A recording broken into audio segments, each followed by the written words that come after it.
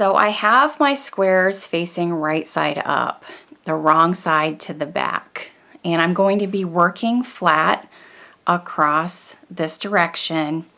And to work this flat slip stitch join, you're going to first start in your corner.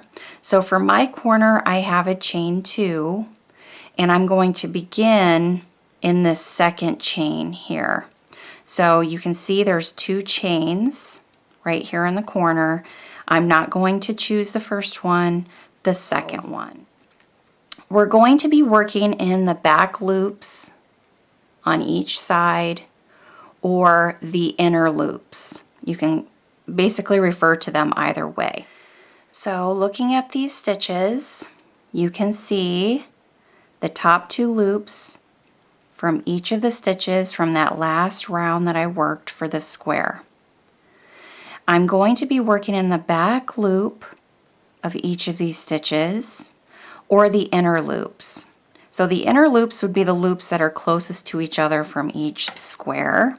So when you put these 2 squares together, you can see the loops that would be the closest to each other are the loops that I'm going to be working through for the entirety of this stitch.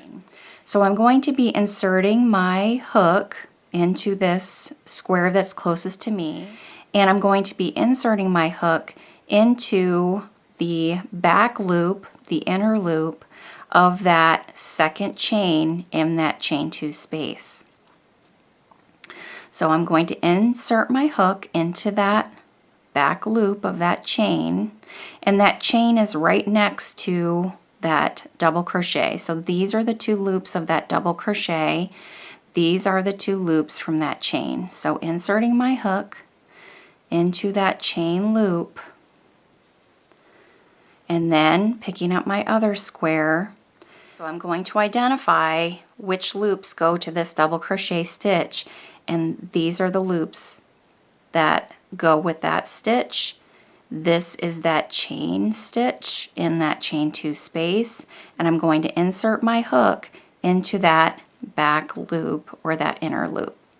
So now you can see here I have 2 loops on my hook, and I'm going to pull in my slip knot. So I have my slip knot, and I'm going to put that on my hook. You could have done that at the beginning, had that on your hook already, but I prefer to do it this method where I'm pulling through that slip knot through both of those loops, and then I pull through the end.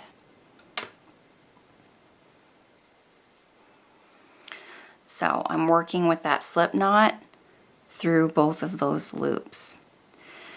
So now I'm going to do the same thing again. This time I'm going to be working over that next stitch, which is that first double crochet stitch, and again in that back loop.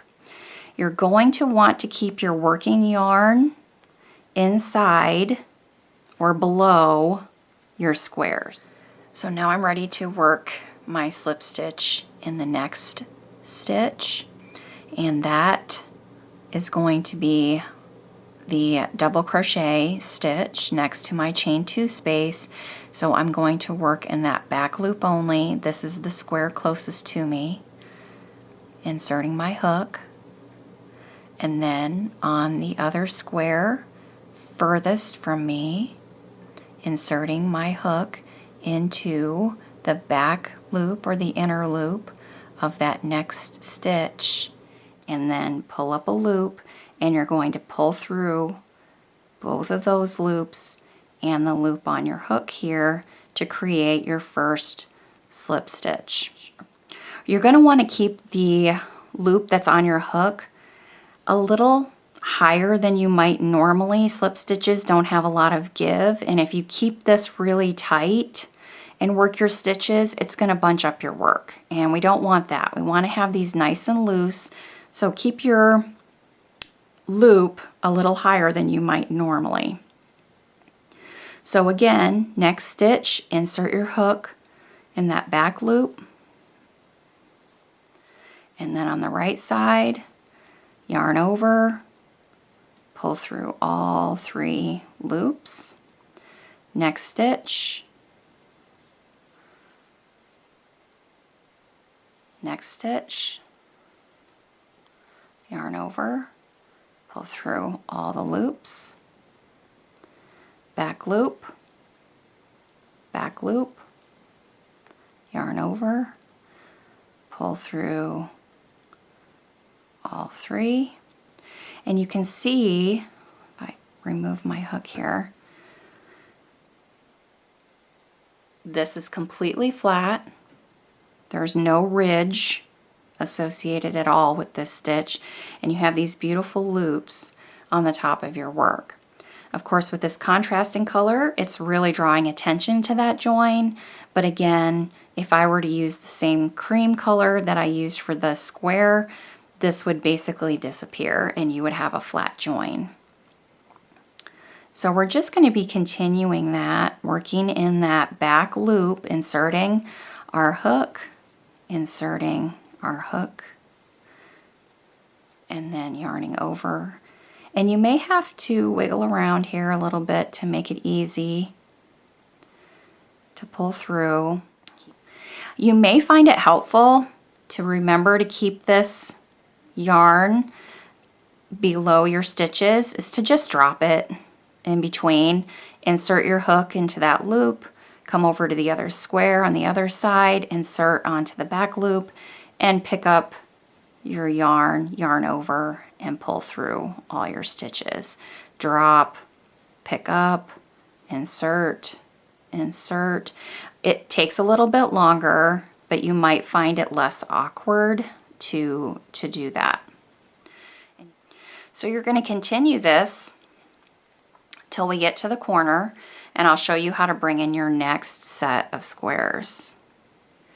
So as I've worked across the top, I've continued working that back loop on each stitch on each square. I'm now at that next corner, and I'm going to be working another slip stitch into the back loop of that chain, the first chain of that chain 2 space on both sides. So inserting my hook into that back loop in the square closest to me, and then in the back loop of the chain on the other square, pulling through. And now I'm ready to bring in my next 2 squares. So I've brought in my next 2 squares that I'm now going to be joining horizontally across, just as I was these 2. And these 2 squares are facing up, just as these 2 squares are. And I'm going to be working in the square closest to me in the back loop of that second chain in that chain 2 space, just as I did at the beginning of the other square.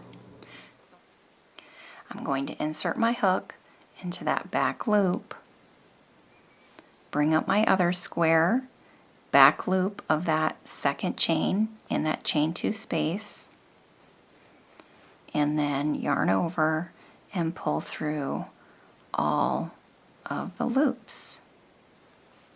And then continue on. Back loop of the next stitch, back loop of the next stitch, yarn over, pull through all the loops. And you can see I've now joined those squares together. And then I will come through later, after all of my squares are joined horizontally, I'll go ahead and come back and join all of these squares vertically as well. And I will show you how to do that at those joins. So just continue on working the same slip stitch in the back loops on each square, all the way across. Join any additional squares that you would like in the same manner, and then I will come back and show you how to work that vertical join over this one right here.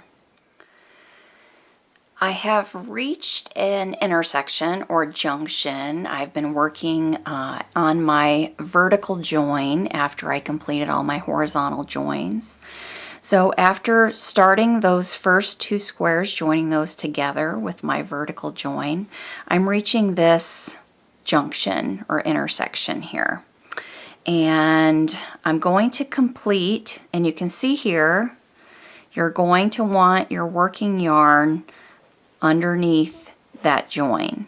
So make sure that you have your yarn, your working yarn underneath that join, and then we're going to go ahead and complete working in these last stitches before the join in the same manner, inserting our hook into that back loop, and then on the other side. And these are the last of the tops of the double crochet stitches.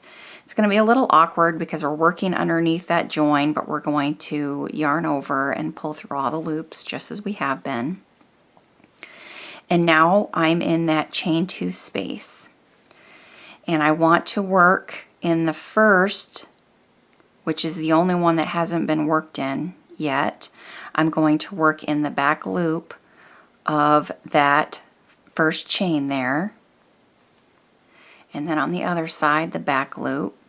And again, a little awkward because we're working underneath that join, but yarn over and pull through all the loops. Now to get over that join and start working in these 2 squares over here, I'm going to chain 1 and continue on working in that one unused chain, the back loop, and then on the other side the back loop, and yarning over and pulling through all the loops. So you can see that's a nice intersection here. I don't have any gaps. It's not bunching my work. That chain 1 is just what I needed to hop over that junction. Now I'm going to continue through these next 2 squares, working the same back loop slip stitch on both sides, all the way through, working the next junctions as I go. I hope you found this tutorial helpful today. Thanks so much for joining me. As always, remember to subscribe to my YouTube channel so you never miss a new video. Thanks everyone. I'll see you soon. Take care. Bye-bye.